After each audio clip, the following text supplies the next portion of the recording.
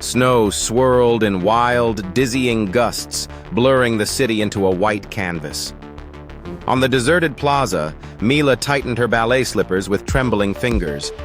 Tonight should have been her grand debut, but the world had other plans.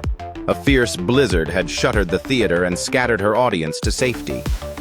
Yet as the storm raged around her, she felt a strange, compelling urge to move. She stepped into the snow, each breath sharp, each flake biting cold against her skin. Her first plie left a perfect imprint, but the next was quickly swept away by the relentless wind. Mila could have surrendered to the chaos, retreated to warmth and silence, but instead, she began to dance. Her pirouettes spun snowflakes into fleeting sculptures. Her leaps painted invisible arcs against the storm's fury. The blizzard didn't drown her music. It became part of it, howling and swirling in rhythm with her heartbeat.